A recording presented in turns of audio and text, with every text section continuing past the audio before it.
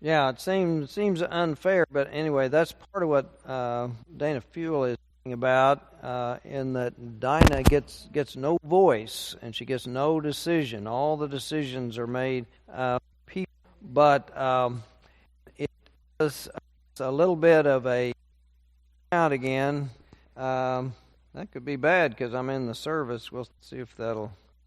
Nope, not just cutting in and out. But anyway, could have been life as a princess or a queen or whatever, and been very secure with their power, but did not have that opportunity. But I'm going to get into some of those other ways of looking at the story.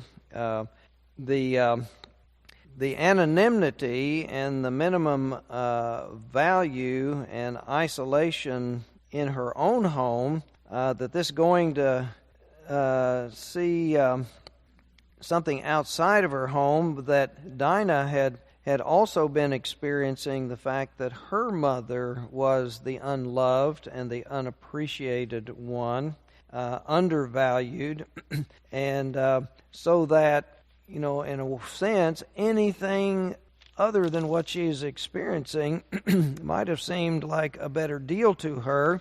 So she may have seen the expression of love and the willingness to undergo the circumcision for her hand in marriage as a strong statement that she was valued and that she was even loved, but her brothers negated that possibility.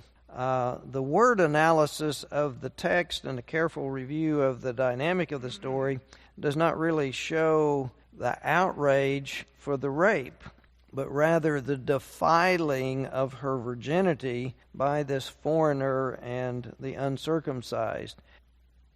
Fuel posits that the outrage on the part of the brothers is not about the rape, but the idea of defilement of the tribe and the nation by this marriage of a daughter to the foreigner.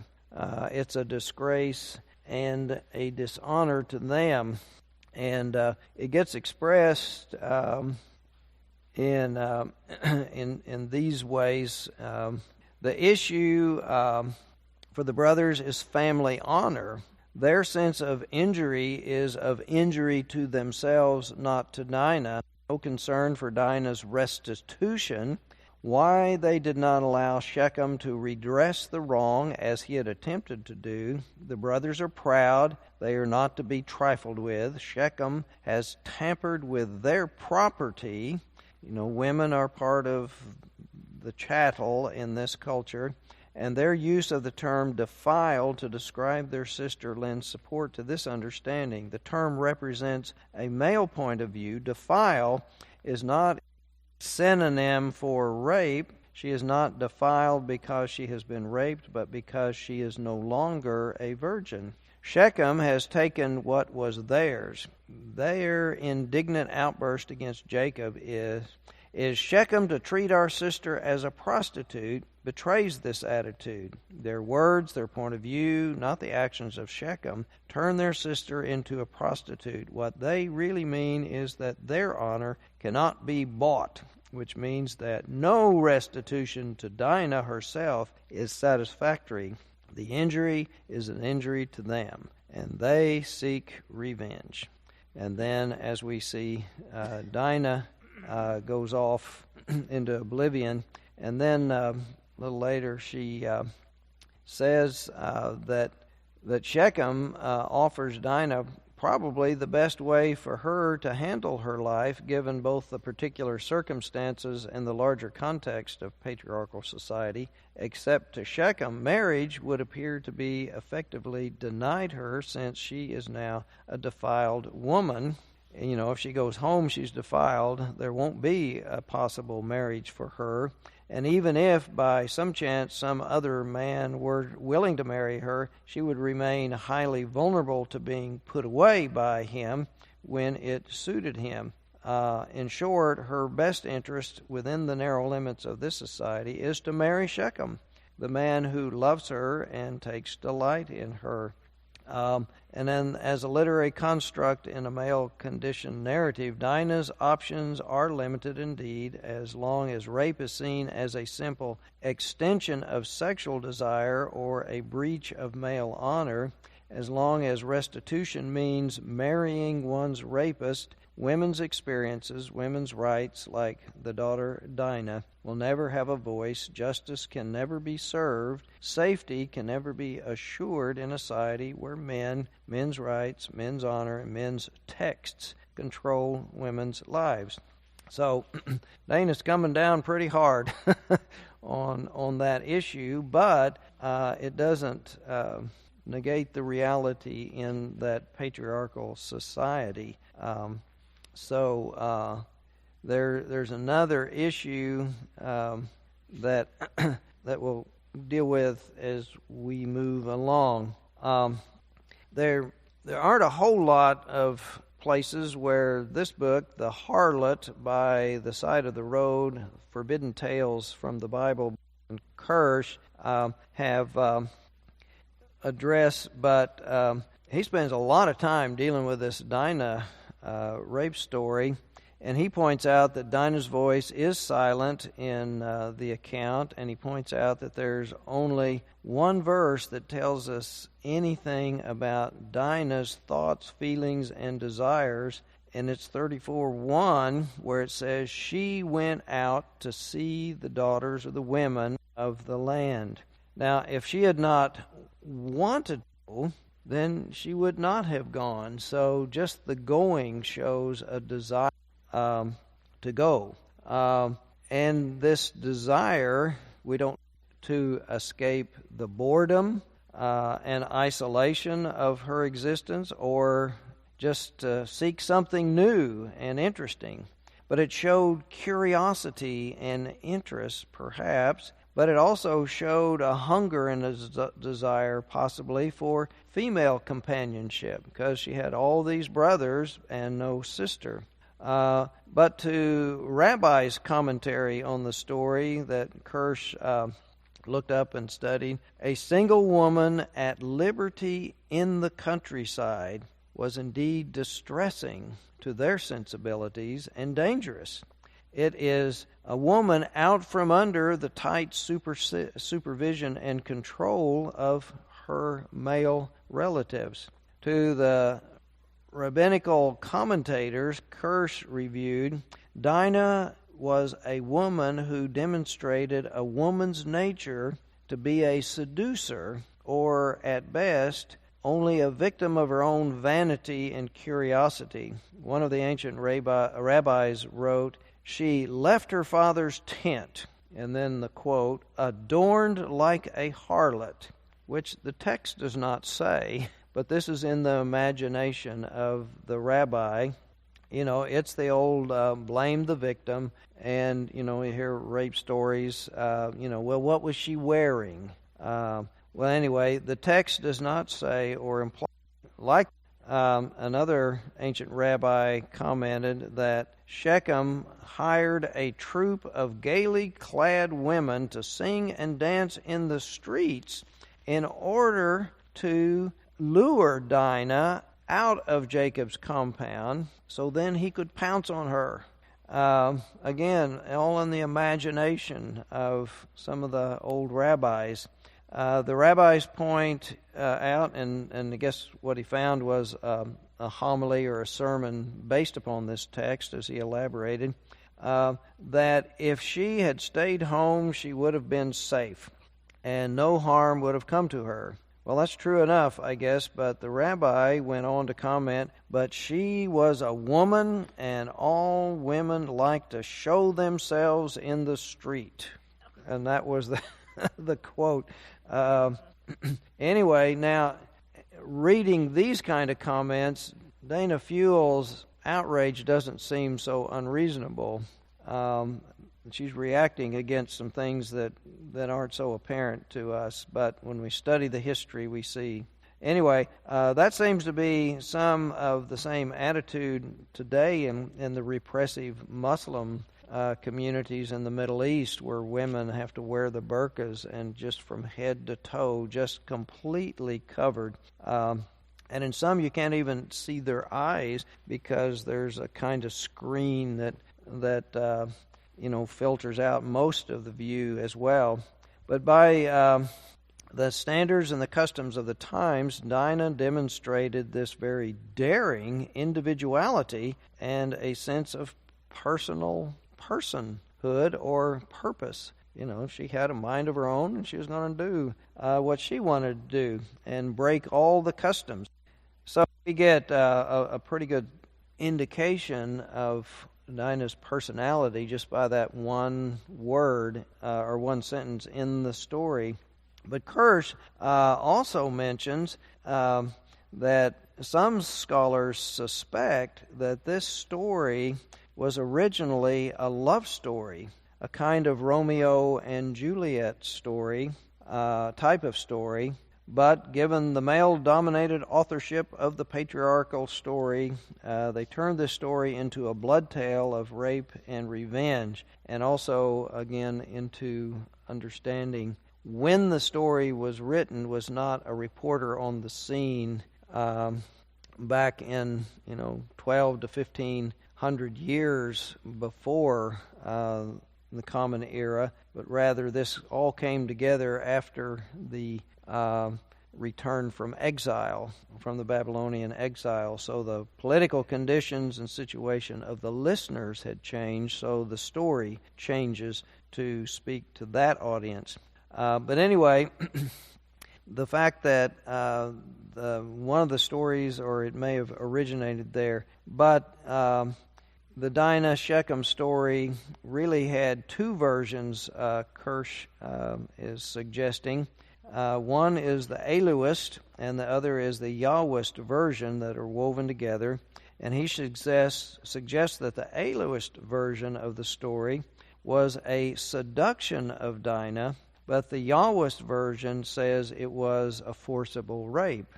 Either way, she is defiled, which is the main of the brothers and the redactor as the story evolves and comes to us in its present form. Kirsch suggests that the seduction story involved the negotiations of the marriage, and they lived happily ever after, would have been the part of that story. But the rape storyline leads to war and violence between these two groups of people, and the Israelites are victorious and part of conquering the land of Canaan. He gives us a good explanation for the reason the story ends up the way it does, or of the redactor. And let me find those words, and it's kind of a long explanation, but it's easier for me to just read what he says instead of trying to paraphrase it.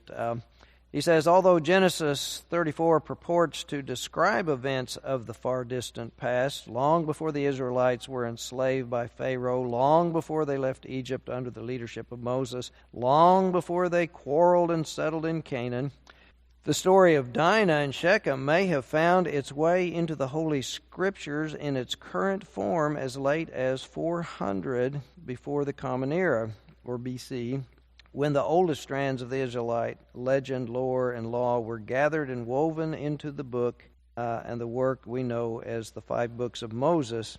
At that moment in history, Israel, according to the conventional wisdom of contemporary scholarship, the priests and the scribes who assembled and edited the Bible were in despair over the unhappy fate of the Israelites. The united kingdom of David and Solomon had fallen into ruin centuries earlier, and the exploits of the great and powerful kings were stuff of legend.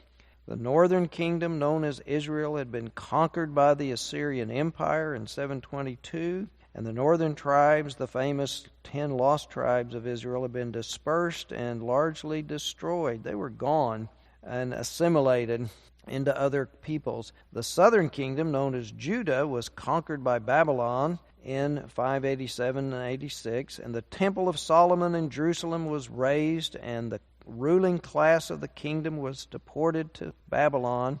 a tiny remnant was allowed to return to Jerusalem around 538, when the Babylonian Empire itself was conquered by the armies of the Persian emperor. Only after the Babylonian exile came to an end and the Israelites straggled back into Canaan were the holy writings and traditional lore stitched together into the book that we now know as the Bible. Now, when the princes and priests of ancient Israel returned to Canaan, they found a land, a culture, and a community in deep crisis. Ritual sacrifices to Yahweh were no longer possible because the temple was still destroyed. And the land of Canaan was filled with all these rival clans and tribes that worshipped a pantheon of strange gods and goddesses. Discouraged and disaffected by their long ordeal, the Israelites were tempted to consort with these strangers among them, to marry them, and to worship their deities, sometimes by venerating forest groves and high places, stones and posts and graven images of gold and silver, and sometimes by availing themselves of the sexual services of the temple prostitutes, or participating in the Bacchus, I'm not sure how, Bacchanalian. How do we pronounce that? Bacchanalian, that's it. Bacchanalian rituals. That means drunken orgies. Perhaps even human sacrifice. And the priests, this is what the remnant found as they came back to rebuild their nation. All this was going on. And so the priests and scribes who collected and compiled and edited and rewrote the text that made up much of the Bible were plainly obsessed by the powerful allure of strange gods and strange women, both of which they regarded as a threat to the very existence of the Israelites, and they used the holy text as a rhetorical weapon to coax, cajole, threaten, exhort, simply scare the chosen people into shunning their neighbors in Canaan and marrying only their fellow worshippers of Yahweh. So much rhetorical ammunition could be found in the writings of the prophets, an ancient contemporary, whose visions and oracles were added onto the 5 books. And we find many places for example, in Jeremiah, where it quotes, "I have loved strangers, boasts a wanton and impudent Israel to an angry and jealous God," in Jeremiah, "and after them I will go." But then, because of the filthy lewdness, God thunders back, "Thou shalt not purge from thy filthiness till I have satisfied my fury upon thee." So we've got in the prophets God's fiery anger about the lifestyle and this losing their way, following and consorting with these other people and their gods. But anyway, and then we find in Ezra's words of encouragement that when he becomes a prophet and leader of the people in this abomination of the intermarriage, so he conducts a public ceremony in which a multitude of Israelite men, abject and weeping, are divorced in mass from the non-Israelite women that they have taken as wives. And Ezra 10:3 says, "Let us make a covenant with our God and put away our foreign wives and such as are born of them," exhorts the stern priest Ezra as he tears asunder an uncounted number of mixed marriages. "Be of good courage and do it," he says. So anyway, we have this strong image in other places of the Scriptures against this lack of purity, this lost purity of the people. So the massacre of Shechem and his people, as recounted in the book of Genesis, foreshadows the carnage that is found in subsequent books of the Bible, a kind of ethnic cleansing that is intended to purify the promised land by obliterating the idol-worshipping men and women whom the Israelites apparently find so beguiling. So, that's some interesting kinds of interpretation of how this came to be this way. And then on to look at some other issues. Let's see, where are we? Okay. But before continuing with Kirsch's reflection, Rosenblatt and Horowitz, in their study of Wrestling with Angels, What the First Family of Genesis Teaches Us About Our Spiritual Identity, Sexuality, and Personal Relationships, they reflect upon this and point out some other issues, but then we need to get back into the level of the story and the characters as individuals in a real situation that could have happened many times with the patriarchs.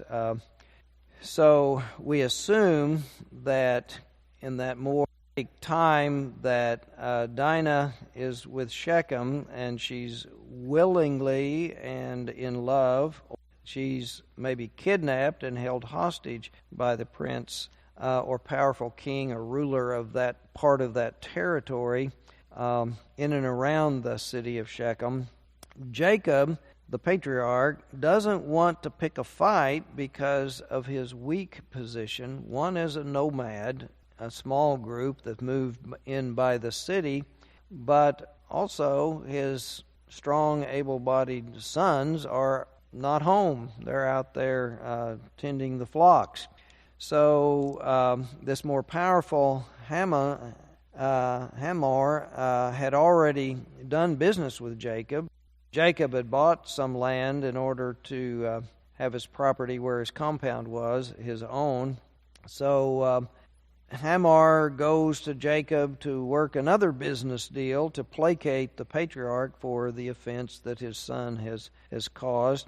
So Hamor seems to believe that he's making a very generous offer to this group of nomads out there.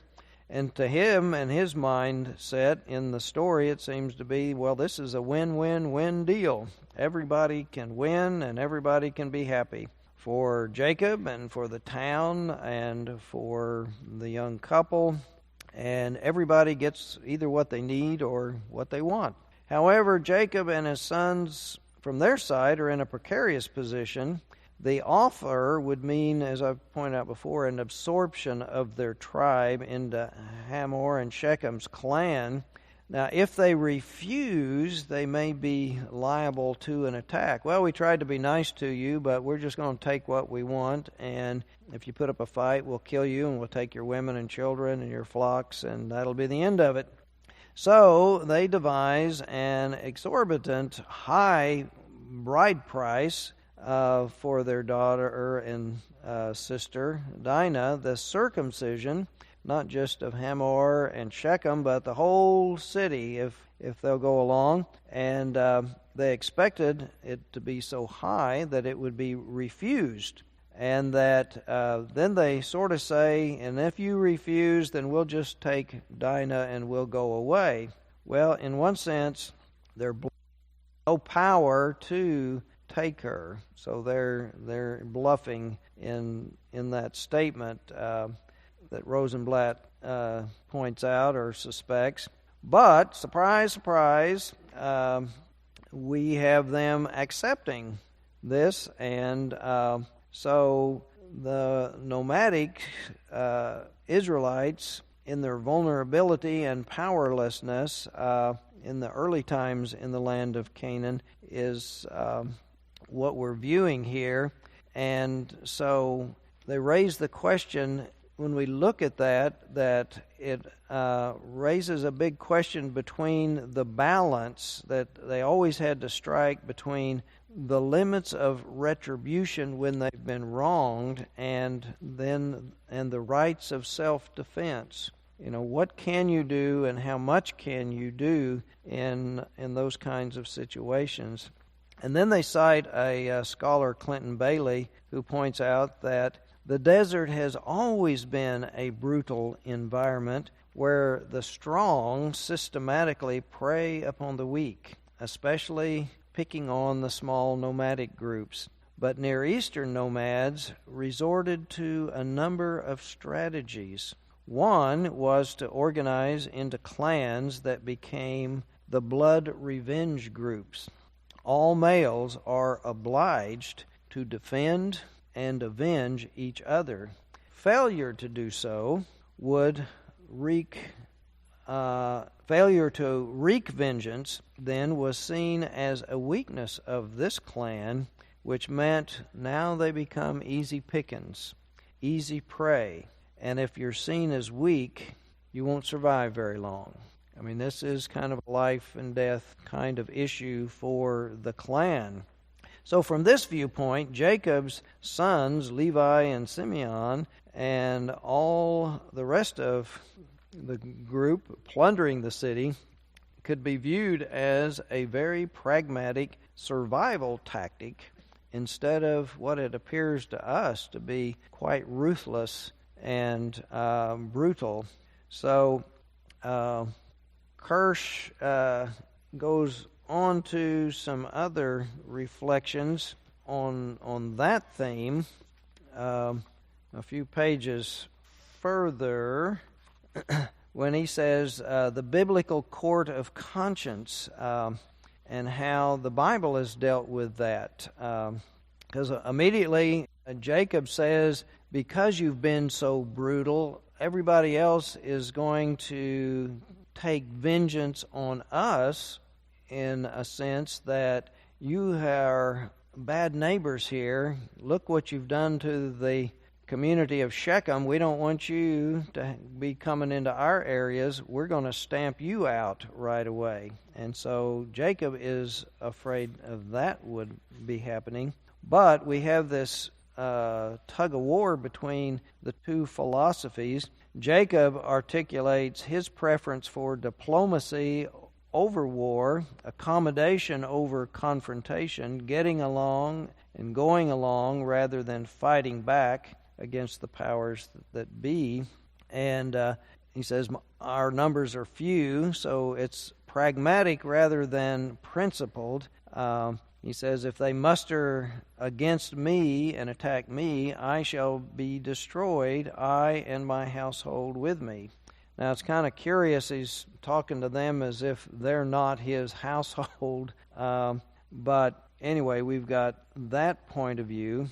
And then the sons seem to believe the other side of that their embattled clan must answer violence with even greater violence if they are to survive as outsiders in the land of Canaan. So he comes down and say, the Bedouins even today are the sons of Jacob. They believe that honor and deterrence make it essential to take revenge when they are wronged in a way that would literally terrorize others. Don't mess with me. We get a little bit of that attitude, I guess, in the bumper stickers. You see, don't mess with Texas. That kind of idea that we're going to meet a little bit of violence with an overwhelming amount. But then at the end of Genesis, when Jacob is dying and he's giving his words, that final blessing or whatever, to his sons, the comments there in Genesis 49 to Simeon and Levi, Simeon and Levi are brethren. Their spades became weapons of violence. My soul shall not enter their counsel. My heart shall not join their company. For in their anger they killed men, wantonly hamstrung oxen. A curse be on their anger because it was fierce. A curse on their wrath because it was ruthless. I will scatter them in Jacob. I will disperse them in Israel. So at the end, we get a word that it is not acceptable at that point of the story for them to have acted so violently. But the Bible, as we know, we get different perspectives arguing back and forth as we read through the pages. So at different times and different occasions, different authors bring different perspectives. The curse goes on to raise some concern that the side of following Jacob's lead of being accommodating and going along to get along, and that eventually the inherent goodness within people will override the badness, and that God's Spirit will work in the situation to change things so that they don't have to retaliate with violence to put fear into the hearts of their enemies. But he goes on to say that the greater number of European Jews perished, at least in part, because they assumed the Germans were too civilized to murder 6 million men, women, and children in cold blood. And later, they assumed that the Western democracies were too civilized to permit it, to allow it. And so we have the Holocaust. He lifts up a story. There is a scene that emblazons the failure of Jacob's way in one that was described to me by a Holocaust survivor who saw it with his own eyes. The venerable rabbi of Shtetl in Poland marched down the street with the Torah in his arms to welcome the stormtroopers of the Third Reich, because the old man recalled his own experiences during World War I, when the German occupiers turned out to be far more gentle and generous than the Polish peasantry or the Russian overlords who had ruled them. And the rabbi's assumptions proved to be tragically wrong. And like millions of his brethren, he paid for his mistake with his life. And so we have some other examples he came up with. A contemporary biblical critic was moved that 2 extra canonical books, the Bible-era religious writings that were excluded from the Hebrew Bible itself, offer a counter-tradition that undercuts the official version of the massacre of Shechem as reported in the book of Genesis. It's a testament of Levi, shows us an angel descending from heaven to hand Levi a sword and a shield. Quote, "Take revenge on Shechem because of Dinah, and I will be with you, for the Lord has sent me." And the book of Judith, as we've seen before, suggests that God himself armed Simeon with divine weaponry. God was on the side of the warriors, the counter-tradition holds, rather than upon the peacemaker. So the real question, it's a tough question of how do we live? How do we deal with the questions of violence and the question of rights and justice in our world, the balance between self-defense and retribution, making people pay? I don't know. It's a tough question. It's a hard question for us to struggle with. Before I pick up and move on a little bit, what any concerns, responses? Yes, Ann. Take on why the story is included in the Scripture. I think it's that part of the timing of coming back. The redaction that they want some strong stories that say, do not marry, do not intermingle, even if the young people think they're in love, and if they have these wonderful opportunities, that, well, he's a prince and he's wealthy and my life would be so much better if I could live with him instead of buried back here in the tents.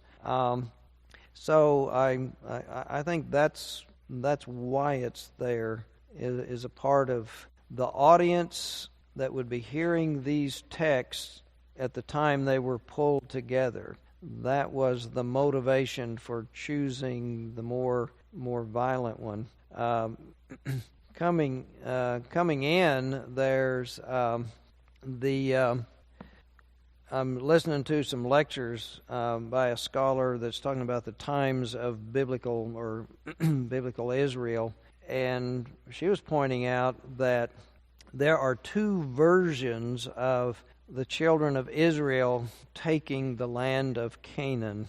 One is Joshua, and in that we have very bloody, violent wars, and have when cities are conquered, that all the inhabitants, women and children and all the livestock, everything is to be a burnt offering to God. And it's just one city after another in the Joshua's account of Moses couldn't go into the land, struck the rock instead of commanding the rock sometime, but the reason for destroying the whole city was to indicate that this was a holy war. This was not a battle of greed and power struggle for conquest between human beings and human groups, but this was ordained by God. So if you took captives and if you looted the city and plundered for your personal gain, that would diminish the fact that this is a holy war and it's for God. It's not for personal gain. So to prove that, you burn everything. You take nothing personally. The other side of that is that it's a holy war, so if God wins the battle, then God gets the plunder. So you burn it as a burnt offering, and it all goes up to God that way. You offer it to God, and so since that's the way you get stuff to God, you burn it. So that's why it's in there. The book of Judges, she points out, gives an entirely different story. Oh, Joshua, it's all 12 tribes working together in harmony and this great powerful force just going across the land like a prairie fire or something. But Judges is piecemeal, and it's not all the tribes working together all the time, and in some of them it's not a complete conquering. Some they decide to coexist. They come to agreements, which really sounds more like the actual history of what probably happened. But there's motivations for stories. In our American history, we've got stories that we will hear about the founding of our country, and most of the stories that are given to children in elementary school are very idealistic and of high honors and values and so forth. But you get in college and graduate school and you read all the backstories and all the political negotiations and all the mixed motives and so forth. And like in the slavery issue, all of those complicated things that were going on, it's not so simplistic. And so to pass on our values, you want to make it very black and white and strong. You don't want to make it real gray and muddled and muddied and like it really is. You want to have kids have these strong ideals and grasp a hold of strong principles so they will act for the good and not, I don't know what to do. Mama says this, Daddy says that, the neighbor says this. I don't know what to do. I'm just going to sit here and do nothing. Or I'll be led astray because I have no firm guidelines. Yes? I really, to try to bring faith. Oh, yeah. It is. It's bad. It's a bad example. And so how many sermons have you heard on this story? How many Sunday school lessons have you had on this story? Well, you're right. It's a bad example. It's bad behavior because, as you're saying, they were willing to actually become a part of the covenant people. Circumcision was the strong mark of the covenant. And here they were willing to come, more than halfway to meet the demands, but then they use that, and one of the commentators says this is really bad. It demeans or sullies the sacredness of the rite of circumcision as a sacred rite. It uses it then as a weapon, a subterfuge, which is bad. It's a bad thing to do. So one of the things this shows, the journey in faith is a learning process. There's trial and error, and that none of us get so pure and righteous. We never have to confess our sin and repent and try again. And then that's on our side, and then on God's side there is forever having to give second chances and third chances. Try again. See if you can learn from it this time. And so we have that aspect in these stories that are a little bit humbling. We can't make them so pure and righteous that we can't identify with them. But we see people lots of times that very thing where they will use something that is sacred, something that is pure and good, and twist it around as a manipulative tool, gain or for their political side on some issue, and pervert or sully that sacred thing or that sacred principle when they try to use it and abuse it in an improper way. And all the while of trying to say, well, I'm more righteous than you, or I'm more pure, or I'm more American, or I'm more following the Constitution, or whatever it is, where they'll take something sacred and abuse it and misuse it. And here's a real strong example of that happening. Yes. You don't stand, you don't. And this is the beginning of the journey. And they have right. Yeah, that's what I mean. It's a learning process, and the other part that another lesson in this is that God doesn't wait for us to grow up and be all mature and wise and perfect before God calls us to be God's instruments in the world. And so there are times when we're called to act, and we need to act because the situation demands something now.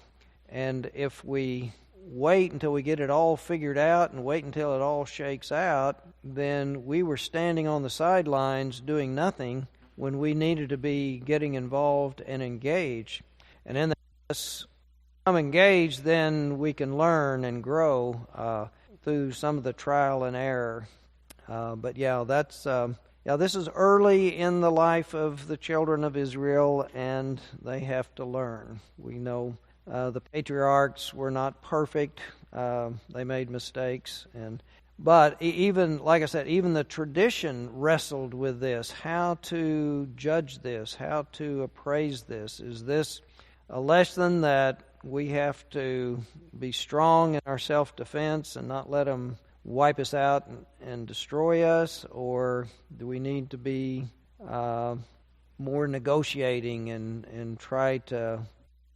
And that's it's an ongoing struggle. But like I said, the judges, the children of Israel, the different tribes, different ones would coexist someplace. And then in other places there was a war and a battle, and there was lots of bloodshed in order to possess those places. Okay, well, about done with Dinah, and we'll move on from there next time. Let us pray. Well, dear God, we thank you for all the ways that you bless us and help us, and we know that Jesus came to us Christians to show us the way of love and forgiveness. So help us remember as we look at the stories of your people as they were trying to learn their way, that we have a wealth of wisdom and resources to show us how people before us figured out a lot of these questions, and we can draw upon their wisdom and insight. In Christ's name, amen.